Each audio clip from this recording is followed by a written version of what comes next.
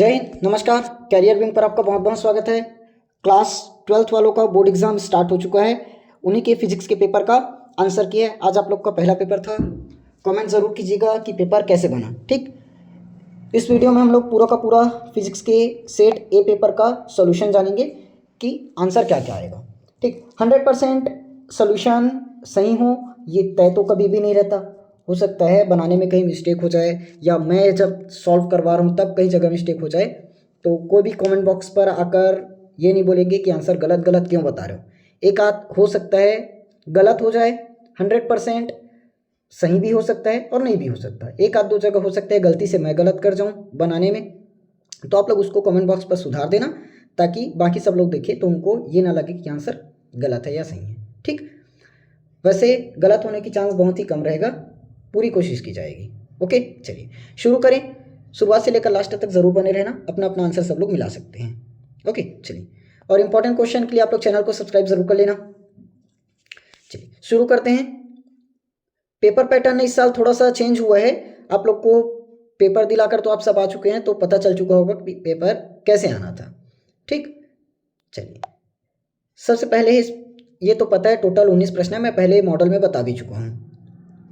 सीधा अपन क्वेश्चंस पर आते हैं। पहला आपका होगा सही विकल्प वाला क्वेश्चन। देखिए, सही विकल्प चुनकर लिखिए। 1 नंबर का टोटल 10 क्वेश्चन मिलेगा आपका एमसीक्यूज। बिंदु आवेश के कारण आर दूरी पर तीव्रता निकाली है। ये आपका सीधा पूछा गया है विद्युत क्षेत्र की तीव्रता बिंदु आवेश के कारण। क्या निकाले हो?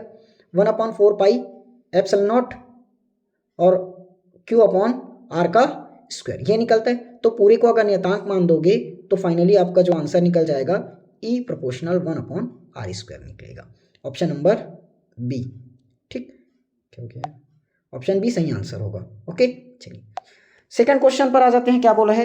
सेल का आंतरिक प्रतिरोध किस पर निर्भर करता है? देखो, किसी सेल का आंतरिक प्रतिरोध ये किस पर निर्भर करता है? प्लेटों के क्षेत्रफल पर, प्लेटों के बीच की दूरी पर, विद्युत अपघट्ट की सांद्रता पर, या सभी पर? तो इसका आंसर तो सभी पर होगा, क्योंकि सभी पर निर्भर करता है। थर्ड, निम्नलिखित में से चुंबकीय सदिश राशि सदिश राशि कौन सी है? चुंबकीय फ्लक्स सदिश नहीं हो सकता, ध्रुव प्राबल्य होगा नहीं, चुंबकीय आघूर्ण हाँ ये सदिश है, चुंबकशीलता ये तो होगा नहीं। अगला चौथा, विद्युत चुंबकीय प्रेरण में प्रेरित विद्युत वाहक बल यानी कि ईएमएफ इलेक्ट्रोमोटिव फोर्स किस से स्वतंत्र होता है? तो ये आपका हो जाएगा कुंडली का प्रतिरोध, इससे स्वतंत्र। हाँ, इसी की जगह अगर थोड़ा सा क्वेश्चन को और घुमा देता, विद्युत वाहक बल किससे स्वतंत्र है, इसी की जगह अगर आपको ये बोलता आवेश किससे स्वतंत्र है, तो आपका समय हो जाता। ठीक, आगे बढ़े। निर्वात में विद्युत चुंबकीय तरंगों का वेग, ये आप सबको पता होगा, c = 1/√μ0 इंटू एप्सिलॉन नॉट। इसको इसमें भी कराया था, म्यू नॉट और एप्सिलॉन नॉट में संबंध। क्लास देख सकते हैं, पूरा का पूरा क्लास में से ही आया है। उसके बाद बोला गया है एक लेंस की फोकस दूरी किस रंग के लिए न्यूनतम होती है? कंफ्यूजन वाला क्वेश्चन है, इस पर बहुत ज्यादा है, कम ज्यादा वाला। इसका आंसर आपका बैंगनी रंग हो जाता है। आगे, एक ही तरंगाग्र पर स्थित दो बिंदुओं के मध्य कलांतर। तो देखो, एक ही तरंगाग्र पर स्थित है दोनों बिंदु, तो कलांतर साफ है, 0 डिग्री निकलेगा। एक ही बिंदु पर स्थित है ना। एक फोटोन का द्रव्यमान क्या होगा? ये हम जानते हैं, फोटोन E = mc² पढ़ रखे हो ऊर्जा संरक्षण के नियम में, और ये आइंस्टीन का प्रकाश विद्युत समीकरण। E का मान क्या होता है? h बराबर में mc²। सिंपल हमें क्या बोला है? द्रव्यमान, मतलब m को रखना है, m को रखो तो c² को इधर ला लो, बन गया आपका आंसर h/c²। कौन सा ऑप्शन है? Option number D. ठीक, अगला, विद्युत चुंबकीय स्पेक्ट्रम के किस भाग में हाइड्रोजन की लाइमन श्रेणी पाई जाती है? तो सबको पता है पराबैंगनी क्षेत्र में लाइमन श्रेणी होगा। इसी की जगह अगर सेट बी में मान लो दूसरा पूछा होगा, इसके बाद वाला वामन श्रेणी, ये किस में पड़ेगा? दृश्य प्रकाश। और पाषाण आ जाएगा आपका अवरक्त क्षेत्र। ठीक, चलिए नेक्स्ट, सिलिकॉन अर्धचालक के लिए रोधिका विभव का मान सबको पता है 0.7 वोल्ट होगा। Important question. आगे, संधारित्र की धारिता का एसआई मात्रक। संधारित्र देखो, c = पढ़ रखे हो Q/V, ये होता है Q प्रोपोर्शनल V C। ठीक, खैर पूरा डिटेल में नहीं जाते, सीधा बताते हैं। Q/C, Q मतलब आवेश, आवेश का मात्रक क्या होता है? कूलॉम। सी मतलब, एक मिनट, मैं यहाँ कैसे क्यू अपॉन सी लिख दिया, सॉरी, ये तो क्यू अपॉन वी होगा ना, क्यू अपॉन वी होना चाहिए। इसका मात्रक क्या है, क्यू मतलब आवेश, आवेश का मात्रक कूलम, वी मतलब वोल्ट, वोल्ट का वोल्ट हो जाएगा, विभवांतर का वोल्ट, तो सी कूलम प्रति वोल्ट होगा, या तो इसको एक लाइन में बोलते हैं अपन फैराड, ये लिखना था आपको फैराड। ये नहीं पता तब की कंडीशन में इसको लिख सकते थे निकाल कर, लेकिन मेन आपका फैराड होगा। ओके, एक आदर्श अमीटर का प्रतिरोध साफ पता है 0 होगा, सब लिख सकते हो। क्या प्रत्यावर्ती धारा से बैटरी चार्ज की जा सकती है, तो साफ साफ जवाब होगा प्रत्यावर्ती धारा से बैटरी चार्ज नहीं की जा सकती। क्यों नहीं की जा सकती, क्योंकि जो इसकी दिशा है वो एकांतर क्रम में लगातार बदलती रहती है। ठीक, सड़क पर लगी बत्तियों में उत्तल दर्पण के परावर्तक क्यों लगाए जाते हैं, उत्तल दर्पण के परावर्तक क्यों लगाए जाते हैं। देखो, उत्तल दर्पण क्या करता है, आपतित किरणों को फैला देता है। ठीक, उत्तल दर्पण का काम ही यही है, आपतित किरणों को फैलाना। अब साफ है, आपतित किरणों को फैला रहा है मतलब प्रकाश ज़्यादा दूर तक जाएगा, इसीलिए। ठीक, अब अपने भाषा में लिख सकते थे इसको। ऊर्जा बैंड थ्योरी पोर्शन है, थ्योरी पोर्शन आप लोग देख लेना। प्रतिरोध और प्रतिरोधकता, प्रतिरोध और प्रतिरोधकता में दो अंतर, एकदम सिंपल है। देखो, सबसे पहले अंतर तो आपका बन जाएगा, प्रतिरोध का मात्रक ओम होता है, प्रतिरोधकता का मान ओम इनवर्स ओम इनवर्स बोल रहा हूँ मैं भी, ओम सेंटीमीटर होगा। ठीक, पहला अंतर, जो प्रतिरोध है वो चालक तार का ही गुण है, प्रतिरोध चालक तार का गुण है, लेकिन जो प्रतिरोधकता है वो चालक तार के पदार्थ का गुण है। खैर, इसमें अगर कंफ्यूजन है, दूसरा अंतर और पता कर लेते हैं। एक अंतर, जो प्रतिरोध है वो लंबाई और क्षेत्रफल दोनों पर निर्भर करेगी, लेकिन प्रतिरोधकता लंबाई और क्षेत्रफल पर निर्भर नहीं करेगी। ठीक, ये कोई भी दो अंतर आपको लिखना था, तीन बता दिए। चलिए, बायोसेवर्ट का नियम और कूलाम के नियम में दो समानताएं लिखनी थी, एकदम सिंपल है। बायोसेवर्ट का नियम और कूलाम का नियम, कूलाम का नियम में हमने क्या निकाला, अभी शुरुआत वाले क्वेश्चन में पढ़े, ई प्रोपोर्शनल 1/r²। इसमें होता है बी प्रोपोर्शनल 1/r²। देखो, यानी कि बोला जाए तो दोनों की दोनों दूरी के वर्ग के व्युत्क्रमानुपाती, पहला पता चला समानता। ठीक, दोनों की दूरी के बीच की दूरी के वर्ग के व्युत्क्रमानुपाती हो। तो दूसरा, दोनों ही सदिश नियम का पालन करते हैं। दोनों ही कौन से नियम का पालन करेंगे, सदिश नियम। ये माध्यम पर निर्भर करते हैं। ठीक, या ये बोल सकते हो रेखीय स्रोत के कारण, रेखीय स्रोत के कारण, रेखीय स्रोत के कारण मतलब ये dl दूरी के लिए निकलता है और ये स्थिर बिंदु आवेश q के लिए निकलता है। ठीक, आगे प्रतिचुंबकीय पदार्थ, प्रतिचुंबकीय पदार्थ जानते हो, बताने की जरूरत नहीं है, परिभाषा देख लेना। अच्छा, अगर प्रतिचुंबकीय पदार्थ को किसी चुंबकीय क्षेत्र में हम स्वतंत्रता पूर्वक लटका दें, ये चुंबकीय क्षेत्र हो गया, इसमें अगर हम स्वतंत्रता पूर्वक इसको लटकाने की कोशिश करें इस टाइप से, अरे यार, ठीक, तो कैसे लटकेगा, चुंबकीय क्षेत्र के लंबवत आ जाएगा। ठीक, चुंबकीय क्षेत्र के लंबवत मिलेगा। उसके बाद जो इसकी आपेक्षिक चुंबकशीलता है वो 1 से बहुत ज़्यादा होती है, आपेक्षिक चुंबकशीलता 1 से बहुत ज़्यादा होती है। इसकी चुंबकीय प्रवृत्ति अल्प भी होती है और अल्प होने के साथ साथ निगेटिव भी होती है। शक्तिशाली चुंबक से ये क्या होगा, प्रतिकर्षित होगा। कितना सारा अंतर पता चल गया, एक आध एग्जाम्पल भी लिख सकते हो। आगे प्रश्न 5 न्यूमेरिकल क्वेश्चन आया 2 नंबर में, जब किसी कुंडली में 8 एम्पियर की धारा प्रवाहित करने पर 160 मिलीवेबर का चुंबकीय फ्लक्स उत्पन्न होता है, तब स्वप्रेरकत्व ज्ञात कीजिए। एकदम मस्त क्वेश्चन है, सिंपल क्वेश्चन है। देखो, थोड़ा बस दिमाग लगाना है, दिमाग भी नहीं लगाना, फॉर्मूला पुट करना है। देखो, हम जानते हैं 5 प्रोपोर्शनल क्या होता है, मैं भी भूल गया, आई 5 प्रोपोर्शनल आई ये होता है। तो 5 इक्वल टू हम नियतांक लेते हैं एल आई बन जाता है। 5 होता है आपका विद्युत वाहक बल, एल होता है स्वप्रेरकत्व, आई मतलब धारा। हमें क्या बोला है, स्वप्रेरकत्व निकालना है, मतलब एल का मान चाहिए। तो साफ है, यहाँ से एल का मान मैं कैसे पता करूँगा, 5 डिवाइडेड बाई आई हो जाएगा। ठीक, क्या होगा 5/आई, यहाँ लिख देते हैं। एल इज इक्वल टू क्या बनता है आपका 5/आई। 5 का मान यहाँ क्या दिया है 160। अच्छा, मिलीवेबर में, मिलीवेबर को कन्वर्ट तो कर लो वेबर में, 10⁻³ उसके बाद आई, कितना एम्पियर धारा जा रहा है 8 एम्पियर, 8 से काटो, सिंपल चला जाएगा आपका 20 × 10⁻³ ठीक, ये आ जाएगा। किस में निकलता है आपका मात्रा, स्वप्रेरकत्व का मात्रक होता है हेनरी, हो जाएगा। यहाँ से अगर थोड़ा बहुत इसको और सॉल्व करने की कोशिश करें तो ये आपको निकाल कर देगा 2 × 10⁻² हेनरी, क्योंकि 10⁻³ यहाँ पर 10⁻+1 है ना, तो -3 + 1 मिलकर -2 हो जाएगा। ये आपका आंसर बन जाता है। ओके, मेरे ख्याल से सबको अच्छे से समझ में आ गया होगा। देखिए यहाँ पर अगर हो सकता है आपका किसी का आंसर गलत हो जाए या बहुत सारे क्वेश्चंस का आंसर गलत हो जाए तो निराश मत होना। नेक्स्ट पेपर आप लोग का और अच्छा जाएगा और अच्छे से तगड़ा मेहनत करोगे। ठीक, कोई निराश नहीं होना कि पेपर अच्छा नहीं गया, ये आंसर गलत हो गया, इसका आंसर गलत हो गया। ठीक, अगले पेपर में भी और अच्छा करने की कोशिश करेंगे।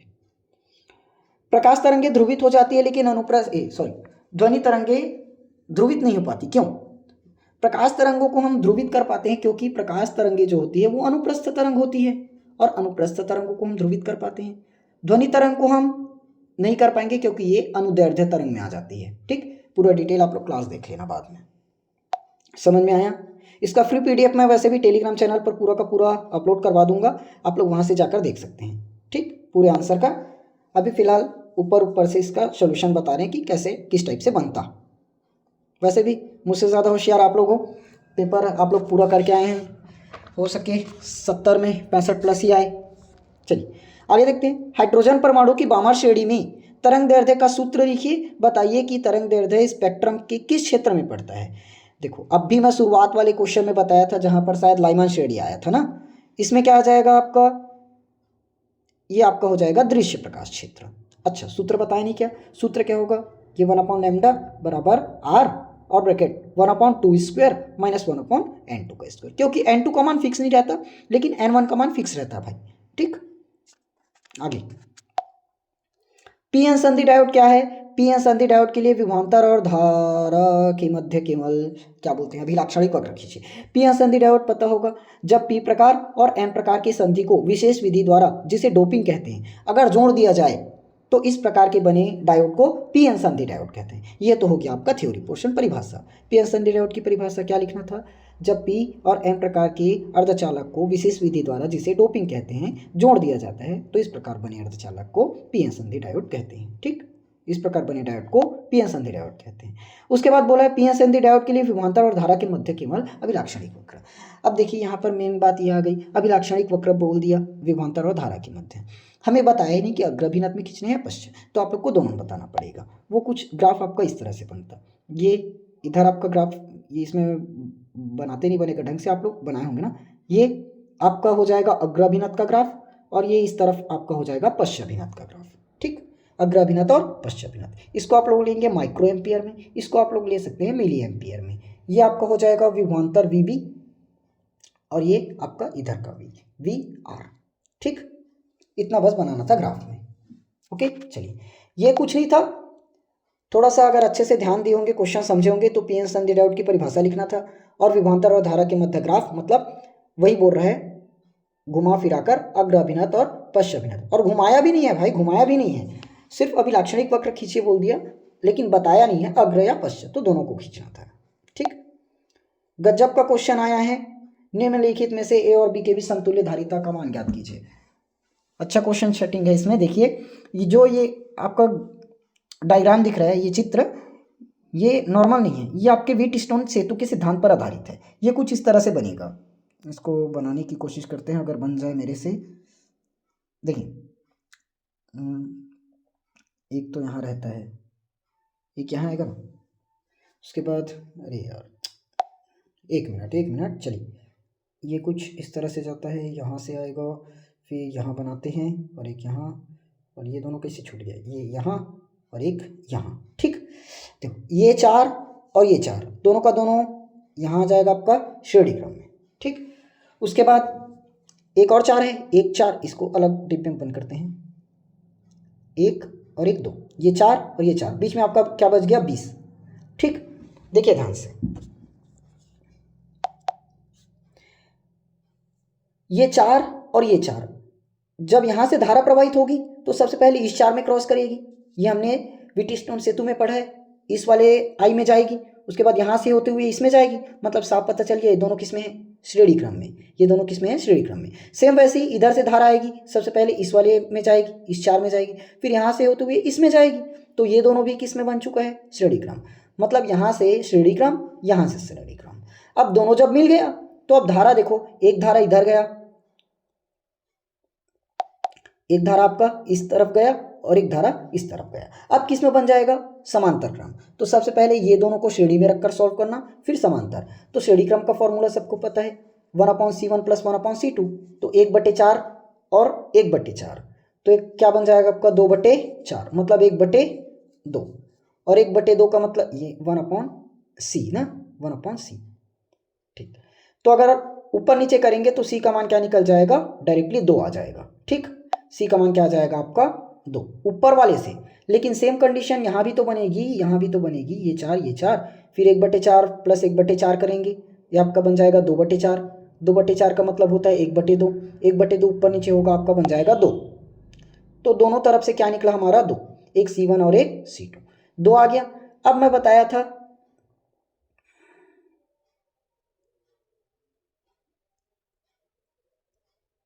ये, ठीक, ये श्रेणीक्रम, ये श्रेणीक्रम। अब ये दोनों मिलकर क्या बना दिया, समांतर, और समांतर क्रम में जानते हैं डायरेक्टली दोनों क्या हो जाएगा, जुड़ जाएगा। दोनों जुड़ेगा तो दोनों जोड़कर क्या बना देगा आपका 2 और 2 4। ओके, ठीक, दोनों क्या बना देगा 2 और 2 4, तो इसका आंसर हो जाता 4। हो सकता है कैलकुलेशन में मैं कहीं मिस्टेक कर जाऊं तो आप लोग मत करना वैसे, ठीक, थोड़ा सा सही बनाना। ओके, आगे बढ़ते हैं। Next next next next next next next अपने पेन को सुधार लो। किसी सेल के आंतरिक प्रतिरोध से क्या समझते हैं, सेल के आंतरिक प्रतिरोध के लिए सूत्र स्थापित कीजिए। देखो, आंतरिक प्रतिरोध के सूत्र क्या निकाले हो, आंतरिक प्रतिरोध क्या होता है, ई बोलता हूँ, कहाँ दिमाग है, आर, आंतरिक प्रतिरोध आर, ये निकलता है आपका E/V-1 ब्रैकेट आर। इसी को बोलते हैं EV/R और कैपिटल आर में संबंध। एक्स किरण की तरंग दैर्ध्य परास बतानी है। अब देखो यहाँ पर मैं बताऊंगा उसको, आप लोग गलत मत समझना, और 4-5 चीज़ें तो निकलेगी, क्योंकि इसका आंसर आप लोग हो सकता है नैनोमीटर में पढ़े होंगे, कई लोग हो सकता है मीटर में दे दिए होंगे, कई लोग हो सकता है एंगस्ट्रॉम में दे दिए होंगे, तो सबका आंसर सही है। अगर मैं नैनोमीटर बताऊंगा तो आप लोग मीटर है ऐसे करके मेरा आंसर गलत बोलोगे, एंगस्ट्रॉम बता दिया तो ये गलत है बोल दोगे। मैं तीनों का ही बता देता हूँ कन्वर्ट करके, ठीक, 1 मिनट। इसमें नैनोमीटर में अगर आप लोग बनाए होंगे तो 10 नैनोमीटर से आप लिखते 10⁻⁻⁴ नैनोमीटर तक, ये नैनोमीटर में आएगा। ठीक, इसी को अगर अपन पहले मीटर लिखते, मीटर में अगर कन्वर्ट कर दें तो ये होता है आपका 1 नैनोमीटर में 10⁻⁻10 मीटर नहीं हो जाएगा, और ये 10⁻⁻8 मीटर हो जाएगा। ओके, एंगस्ट्रॉम में अगर इसको बोले तो ये आपका कहलाएगा 1 एंगस्ट्रॉम, और ये आपका हो जाएगा 100 एंगस्ट्रॉम के करीब। ठीक, ये इतना बनता। देख लो तीनों में से आप लोग कौन सा लगाए हो, कोई गलत नहीं है, तीनों का तीनों ही सही होगा, क्योंकि इसमें हमें बोला नहीं है कि एंगस्ट्रॉम में बताना है, मीटर में बताना है या नैनोमीटर में बताना है, मैंने तीनों में बता दिया। ठीक, चलिए आगे बढ़ते हैं। अच्छा 2 गुण भी बोले हैं क्या, 2 गुण भी बोले हैं, कौन कौन से 2 गुण, तो ये तो सबको पता होगा, फोटो कुछ नहीं पता तो ये लिख देना था, फोटोग्राफिक प्लेट प्रभावित होती है, ये सब में हो जाता है लगभग। ये क्या करती है, गैसों को आयनित भी कर देती है, गैसों को आयनित कर देती है, साथ में एक और काम करती है, प्रतिदीप्ति उत्पन्न करने का भी काम करती है। ओके, उसके बाद आ जाएगा आपका प्रकाश विद्युत सेल क्या है या फोटो सेल क्या है। प्रकाश विद्युत सेलों के कोई 2 उपयोग लिखिए, 2 उपयोग कहा ज़्यादा बता रहे हैं, प्रकाश विद्युत सेल के 2 उपयोग लिख रहे हैं। साफ है, प्रकाश ऊर्जा को आप लोग बदल दो विद्युत ऊर्जा में, प्रकाश ऊर्जा को बदल दो विद्युत ऊर्जा में, वो आपका कहलाएगा फोटो सेल। साफ बोल रहे, यहीं से स्पष्ट हो जाता। प्रकाश विद्युत सेल, प्रकाश को विद्युत में कन्वर्ट करना, प्रकाश को विद्युत में कन्वर्ट करना, ये होता है फोटो सेल। ठीक, इसके उपयोग बताना है, तो उपयोग क्या है आपका, एक तो हो जाएगा आपका जो सोलर गीजर आता है ना, सोलर गीजर में उपयोग करते हैं वो है, और किस में करते हैं याद करो, एक और है उपग्रह की पावर सप्लाई में, उपग्रह की पावर सप्लाई। एक और बता सकते हैं अपन, जो सड़क में बत्ती लगे होते हैं, सड़क में बत्ती, तो उनके स्वचालित स्विच के रूप में भी करते हैं, देख लेना अगर गाइड में अलग दिया हो तो। उसके बाद है निम्नलिखित के अर्थ समझाइए। समभारी, अरे समभारी जिनमें ऐसे 2 परमाणु जिनका परमाणु भार क्या हो, समान हो, उन्हें समभारी कहते हैं। एग्जाम्पल जानना चाहते हैं तो ये आपका एक तो बनता है आर्गन का ना 18 और कितना होता है 40, 18 और 40। वैसे पोटेशियम का भी तो 19 और 40 होता है, कैल्शियम का भी तो 20 और 40 होता है, इतना दिमाग नहीं लगा पाओगे, 1 नंबर मिल जाएगा। बंधन ऊर्जा क्या कहते हैं, ये पता है सबको, प्रोटॉन और न्यूट्रॉन मिलकर क्या बनाते हैं, नाभिक बनाते हैं, प्रोटॉन और न्यूट्रॉन मिलकर नाभिक बनाते हैं। तो इसी नाभिक के संगत जो ऊर्जा क्षति होती है उसी को हम कहते हैं नाभिकीय बंधन ऊर्जा, संगत ऊर्जा को ना। नाभिकीय संलयन हम नहीं बताएंगे, ये चित्र बना देते हैं, आप लोग समझ लेंगे। मतलब जब दो हल्के नाभिक आपस में जोड़कर एक भारी नाभिक का निर्माण करते हैं तो उसे नाभिकीय संलयन कहते हैं। खत्म। ठीक है सर।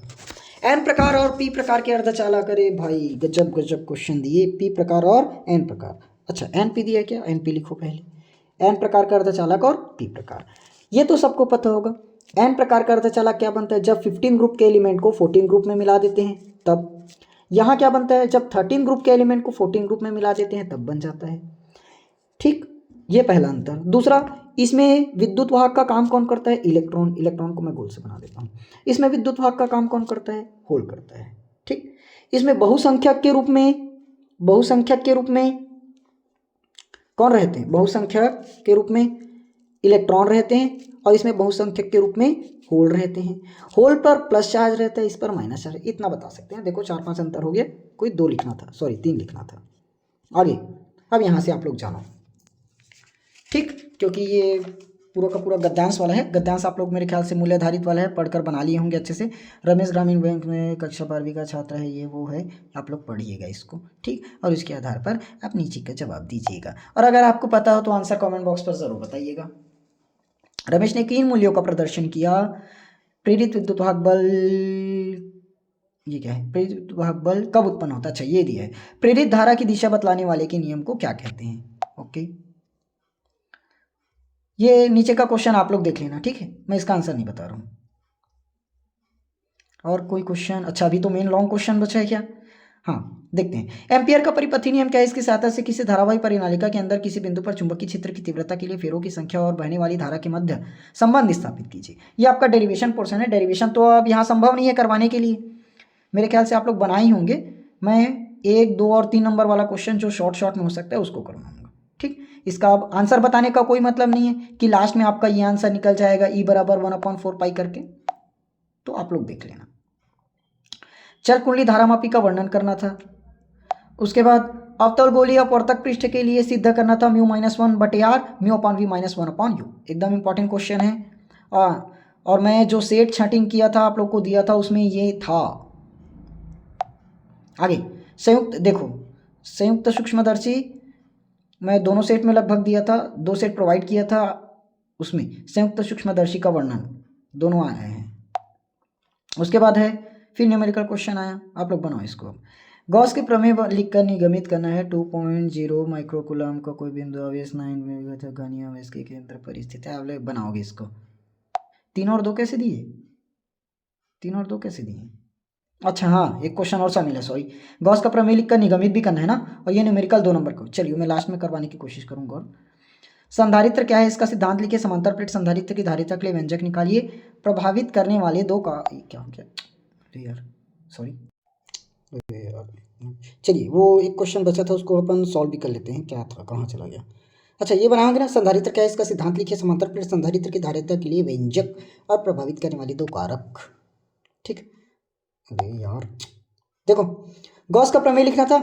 और हाँ, गॉस का प्रमेय जानते हो ना, क्या होता है, फाई बराबर, चलो छोड़ो, Q/ε0 लिख लेना।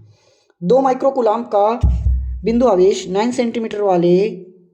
सेंटीमीटर किनारे वाले किसी घनी गॉसी पृष्ठ के केंद्र पर स्थित है। पृष्ठ से गुजरने वाला विद्युत फ्लक्स क्या होगी बताइए। एप्सिलॉन का मान 8.854 × 10⁻12। ये पूरा नहीं दिया, आगे और बढ़ता है। मैं बोल दिया था 8.854 होता है इसका मान।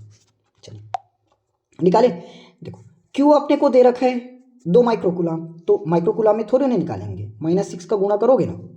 Q दूरी दिया है, मतलब भुजा A बराबर पता है 9 सेंटीमीटर, तो 9 × 10⁻² मीटर। वैसे इसकी जरूरत नहीं पड़ने वाली, मीटर में कन्वर्ट तो करना पड़ेगा। क्या बताना है, नेट फ्लक्स मतलब फाई E का मान बताना है। ठीक, अब गॉस के प्रमेय से जानते हैं ना, अब भी बता रहा था गॉस का प्रमेय मैं नहीं बताया। खैर फाई बराबर Q/ε0 होता है, Q/ε0। अब बताओ मुझे Q का मान क्या दे रखा है आपको, 2 × 10⁻⁻6। ठीक, बटे में एप्सिलॉन का मान पता है आपको 8.854 × 10⁻12। ये 4 काट लो, 4 नहीं बोला है। अच्छा घन में कितना फलक होता है ये भी बताना पड़ेगा क्या। घन में आपका 6 फलक, तो 1/6 लगा दो। यहाँ से सिंपल काटा फिटी मचाओ थोड़ा बहुत, 2 × 1 = 2, 2 × 3 = 6 काट लो। अब ऊपर में आपका बच गया 1 और नीचे में 3, इसको काटाफिटी करते आंसर आता। ठीक, चलिए आज की क्लास में बस इतना ही। मेरे ख्याल से सबको सोल्यूशन अच्छे लगे होंगे, और किसी को नहीं लगा तो उसमें कुछ नहीं कर सकते, आपके मेहनत ऊपर है। खैर अगर पेपर बिगड़ गया होगा तो कोई टेंशन नहीं लेने का, नेक्स्ट पेपर अच्छे से और मेहनत कीजिए और अच्छे से तैयारी कीजिए। ओके, फिर मिलेंगे अपन, दूसरे सेट का आंसर ज़रूर आएगा, थोड़ा सा वेट ज़रूर कीजिएगा। ओके, अगर वीडियो अच्छी लगी हो तो वीडियो को लाइक ज़रूर करना, अपने दोस्तों के साथ शेयर करना, चैनल को सब्सक्राइब ज़रूर कर लेना। आने वाले सभी पेपर के इंपॉर्टेंट क्वेश्चन, नोट्स और साथ में सॉल्यूशन आपको इस चैनल पर तुरंत देखने को मिल जाएंगे। ओके, चलिए मिलेंगे अपन नेक्स्ट वीडियो में।